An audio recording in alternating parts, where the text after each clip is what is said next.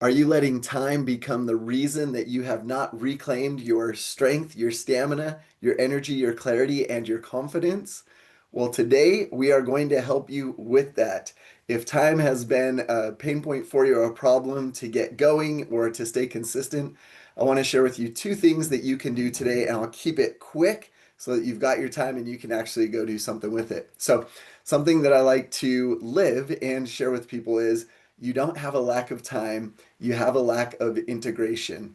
And really, often what we need to do with each of these different five habits that I've got listed on the whiteboard behind me is we just need to integrate these better rather than trying to fit them in an already busy schedule.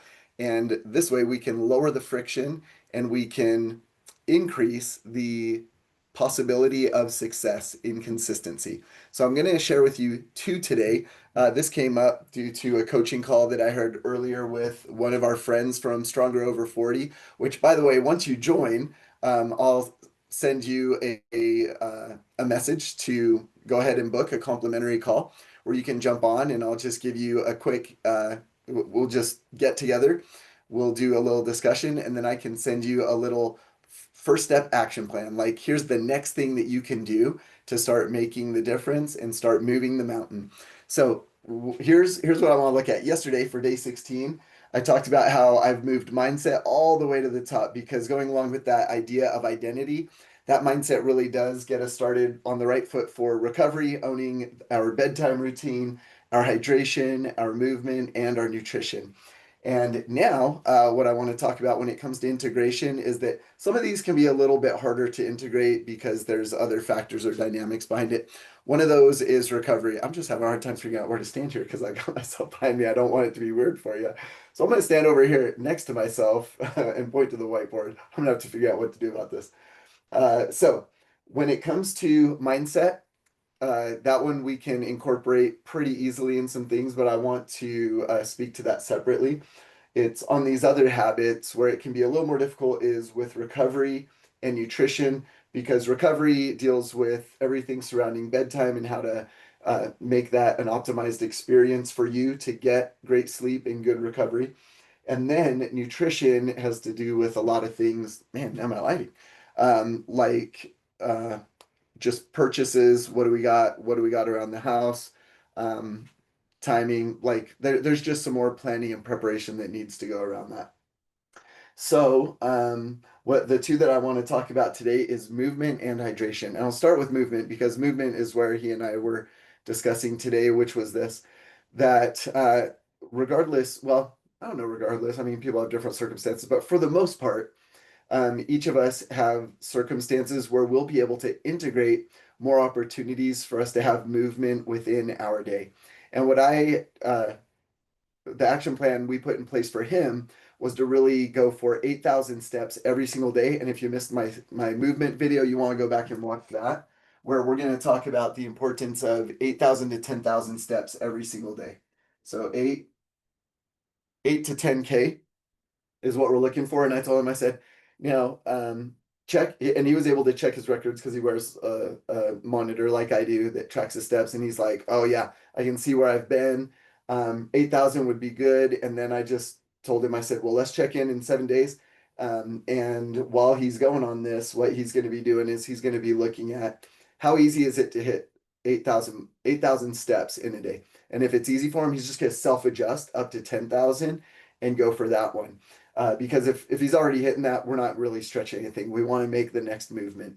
So for you, I want you to think about this. If you don't have a way to track right now, it would be the equivalent. 10,000 steps is about 4.5 miles, and then you would take about a quarter off of that, coming back down. Not quite, actually. I guess 20% coming back down to 80. And you would just have to figure that out. Now, if you're just guessing and ballparking, it's not going to help you out. I hate having a watch or anything on, but it's what gives me the information that I need. So I do it so that I get those steps in, and it's just a consistency that I've got. So steps is one of the easiest ways to integrate movement into your day without a bunch of disruption or friction being built in there. So if you've been playing the blame game on time, it's time to put that excuse to rest and think about integration and what can I do? Do I have a walking treadmill that I can use when I'm just doing a mindless task, checking email or something like that? And there's even strategies towards that, but let's just get you walking. The next one is hydration. And integrating hydration, this one's probably the easiest. Like that, maybe I should have started with that. Movement is a little bit harder. You got to get up, you got to get actually going, you got to figure out how to track it. Water, man, you just start your day like this, and I'm gonna pound you through exactly what I do. And if you can integrate hydration, that will start to make immediate results on a few things. How you feel, it's going to help your joints, it's going to help your muscles, it's going to help your clarity for your mind. So, water getting in all of those, it's going to help your hormones. You're going to look better, feel better, behave better. It, well, I mean, it's not going to affect like your choices on that. What I mean is, you're going to look better, feel better. I don't know what I meant to say there. Perform better is the word that I meant to say. Perform better on that. So, hydration. Here's what I'm going to recommend. You're just going to hear me say it over and over. Just start doing it. It makes the difference. As soon as you get up, 24 ounces of water, just as soon as you are up, get 24 ounces in you, guzzle it, don't sip it, just get it in. It's got electrons, it's going to start energy flowing in you. It is going to help with the evening's oxidation that you've had, get you detox to reset to get going on the day. By 10 a.m., I want you to have 50 ounces of water. So essentially, that's two shaker bottles, get you up to 50 ounces. And what we're shooting for is half of your body weight in ounces of water, or at least 100 ounces to get started. And will you be peeing a lot? Yes. And so that means you're going to need some electrolytes as well to keep the stuff in. So electrolytes, those are going to be things like sodium, potassium, anything that ends in a magnesium. And so when you get those things in you, so put some lemon in some of those waters. If you've got some electrolytes, you can just pop in. At least one of those should have electrolytes throughout the day so that you can retain that water and it's not just going through you because trust me, it will go through you. Sit by a bathroom anytime you're in a meeting, stay close to the exit because if you're front row, you're going to be in trouble. And it's just the way it is, but it's not a bad thing. So get those electrolytes in. So hydration, we're going 24 ounces to start the day, 50 ounces by 10 a.m., 100 ounces or more by the end of the day. And we're going to do some electrolytes here. Put EL. Electrolytes to help you keep the water in that you should rather than just having it go through you. Now, these are the integration points that you can use, and then we can start working on other stuff. But if you're just ready to make, like, if you're just ready to make a change and get going, this is what you can do, and this is where I want you to start. Again, the easiest is probably going to be hydration, where you can just start integrating that immediately, and then the next one's going to be movement, where you can just figure that out.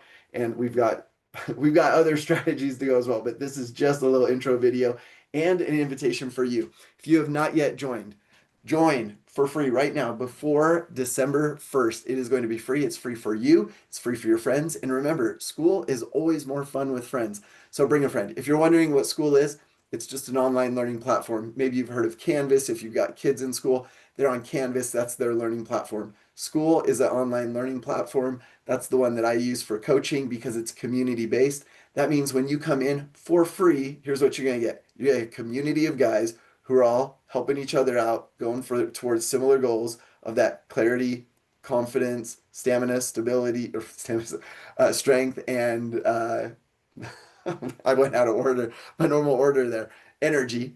And you're going to have calls. So, for example, this is Wednesday, tomorrow's Thursday. We got a call going on, synergy call to help each other out.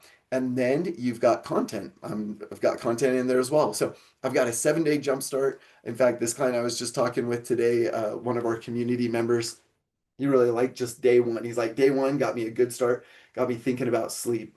So wherever you happen to be, figure out what you can integrate here. If some extra help would be good for you, which I think it is for all of us, come to Skool, bring a friend, do it for free, get the coaching, the calls, the community, all there to help you out until December 1st. Jump on in and let's get going, my friends. Bye bye.